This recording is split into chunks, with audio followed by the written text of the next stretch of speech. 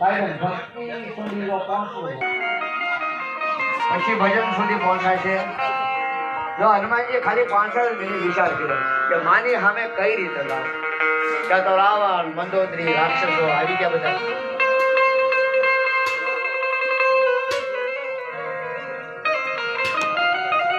રાવણ બોલ્યો છે,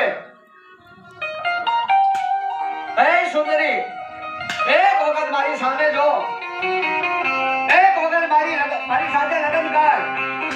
મંદોદરીને તારી દાસી બનાવી દઉં અને તને લંકાની રાજરાણી બનાવું. સીતાજીએ હાથમાં કણખલું લીધું અને રાવણને આમ દેખાડ્યું.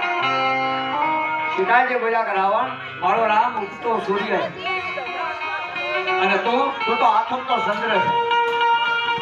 મારો હરી તો હજી ઊંચ્યો છે અને તારી તો આથમવાની તૈયારી છે. સીતાજીના વેણ થોડા રામાયણ વાંચી લેજો ભાઈ. પણ રાવણ કોઈનું ન માનતો, પણ મંદોદરી આમ સામું જોવે ને ક્યારે મંદોદરીનું અપમાન નથી કર્યું રાવણ, કારણ કે મંદોદરી સતી છે. છેલ્લે રાવણ બોલ્યો કે હવે ખાલી 15 દિનની મોહલત તને આપું છું.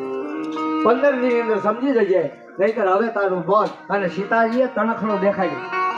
રાવણને કીધું કે તું મારા રામ પાસે તણખલા જેવો છે. પણ રાવણે તરત તલવાર ઉપાડી. હનુમાનજી બેઠા હતા ને ઝાડુ આખું હલવા માંડ્યો હતો કે પડખે આવી તો દેખાડો આગળ હું કોણ છું. એની પાસે ભગવતી સીતાજી રડવા લાગ્યા.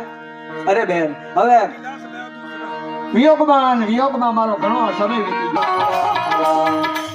કેમ કેમ રામકથા ગવાતી ગઈ, કેમ કેમ સીતાજીના દુઃખ હળવા થયા. હનુમાનજી બોલ્યા, સીતાજી બોલ્યા કે હે ભાઈ કોણ છો, પ્રગટ થા.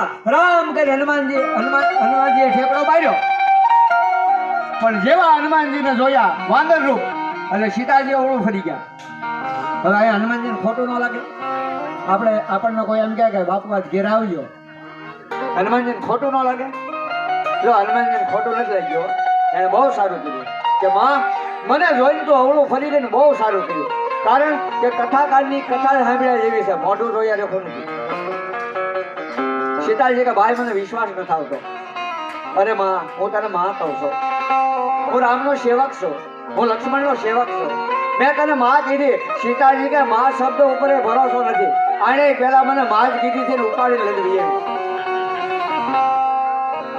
પણ એક શબ્દ હનુમાનજી બોલ્યા કે માં, જો હું ખોટું બોલતો તો મને કરુણા નિધાન ના શબ્દ.